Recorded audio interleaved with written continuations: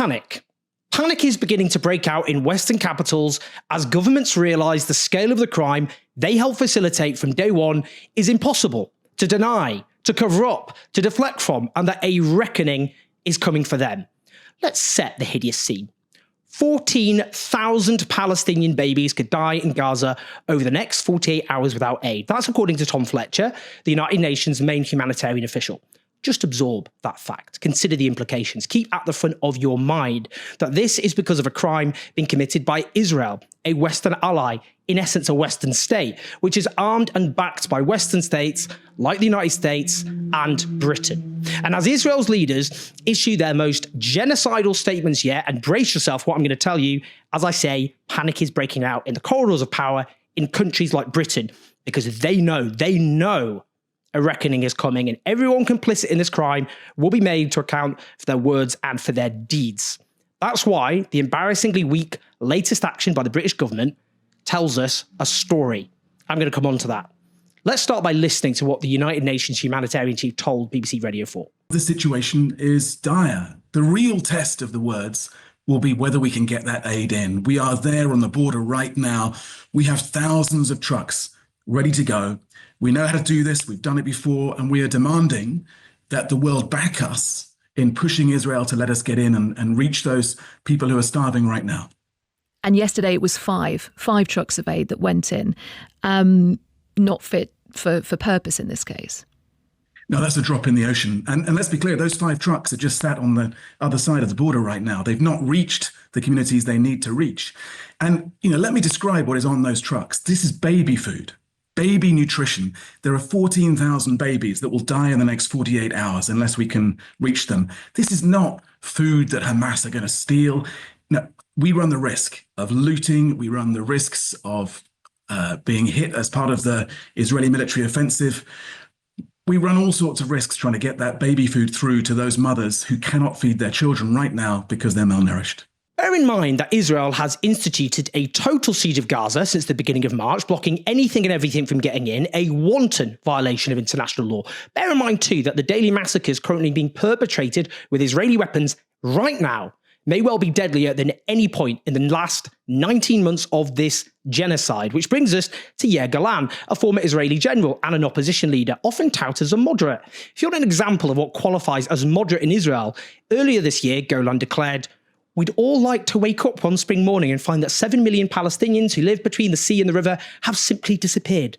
Well, Golan now tells the official public broadcaster in Israel is on the way to becoming a pariah state, like South Africa was, if we don't return to acting like a sane country, conveniently whitewashing Israel's past war crimes. He added, "A sane country does not fight against civilians, does not kill babies as a hobby, and does not give itself the aim of expelling populations." And there we have it. A confession, incidentally, by an Israeli politician who, like almost the entire Israeli political elite, backed Israel's genocidal onslaught from day one, even when it was very clear what it would be from day one. And it's a confession which has provoked outrage by Netanyahu, who has a arrest warrant against him for crimes against humanity and war crimes by the International Criminal Court, who says, "I vehemently condemn the wild incitement from Yair Golan against our heroic soldiers and against the state of Israel. The IDF is the most moral army in the world, and our soldiers are fighting in a war for our existence." Wait until I come on to the latest pronouncements by the Israeli government. But this really is sensational stuff from Netanyahu, who goes on to accuse Golan of despicable anti-Semitic blood libels against IDF soldiers in the state of Israel. The abuse of anti-Semitism, a profound evil to smear anyone and everyone who critiques Israel's mass butchery of Palestinians, has of course been a defining feature of the orchestrated attempt to silence opposition to genocide and before that apartheid.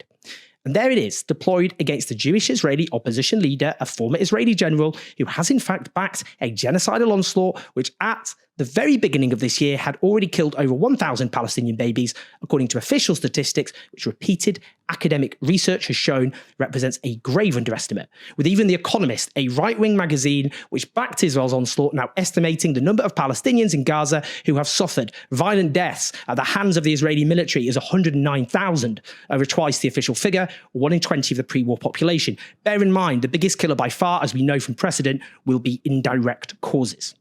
Now let's move on to what is being proposed by the Israeli government, who have announced some humanitarian aid will be allowed in. Before you treat this as some sort of climb down or meaningful concession, let's just look, let's listen, Let's read what Israeli leaders have actually said.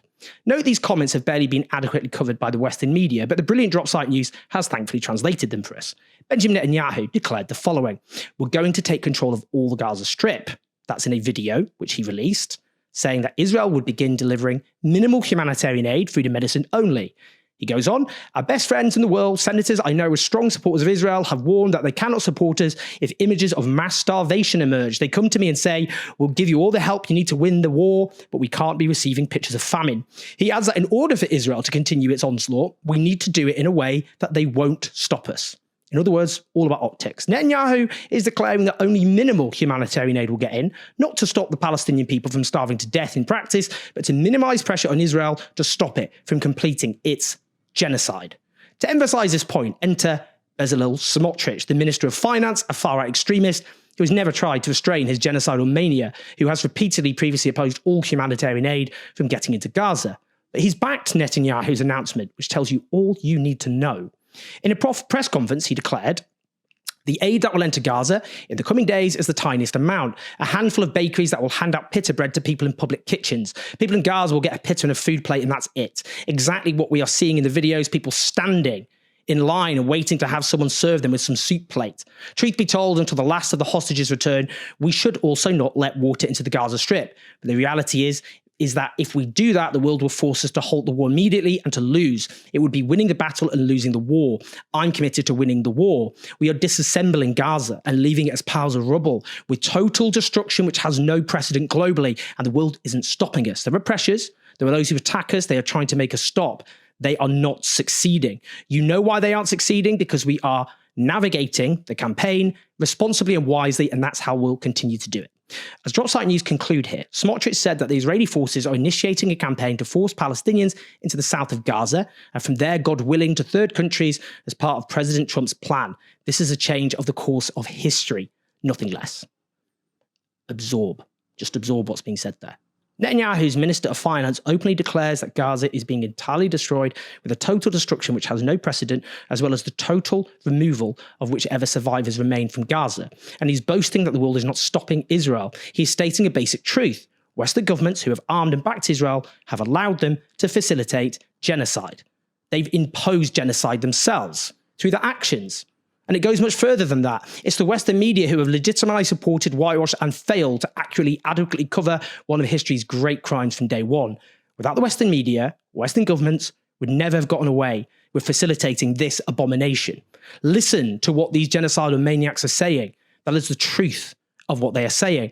Indeed, listen to what Zvi Sukkot, an Israeli politician who is in Smotrich's party, had to say. Tonight, almost 100 Gazans were killed in Gaza, and the first question you asked me just now was not related to Gaza at all. You asked me about the draft. Do you know why? Because no one is interested anymore. Because everyone has gotten used to the fact that one can kill 100 Gazans in one night in a war, and no one in this world is interested. Last night, almost 100 Gazans were killed.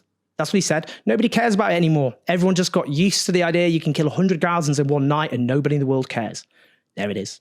Openly stating the obvious truth that the Western political and media elites allowed Israel and is allowing Israel to get away with genocide. So let's come on now to David Lammy, the British Foreign Secretary. As the Prime Minister and fellow leaders said yesterday, we cannot stand by in the face of this new deterioration.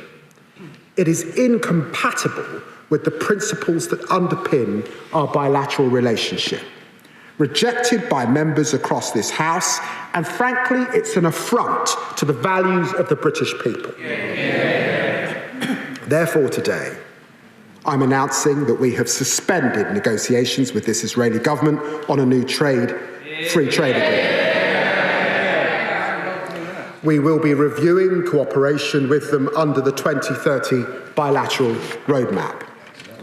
The Netanyahu's government's actions have made this necessary, Madam Deputy Speaker. Today, my honourable friend, the Minister for the Middle East, is summoning the Israeli ambassadors to the Foreign Office to convey this message.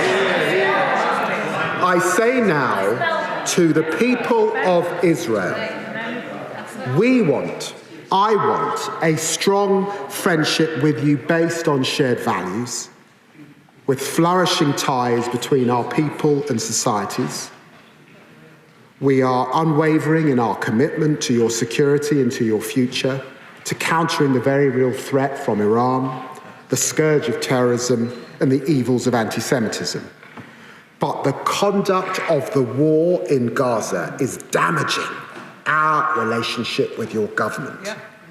And as the Prime Minister has said, if Israel pursues this military offensive, as it has threatened, failing to ensure the unhindered provision of aid, we will take further action in response. This is pathetic. Absolutely pathetic. All the British government has done here is suspend trade negotiations and summon the Israeli ambassador. Oh, I bet she's quaking in her boots. Is the minister going to be all disappointed and do a sad face about all the Palestinian children that the British government has helped to murder, incidentally?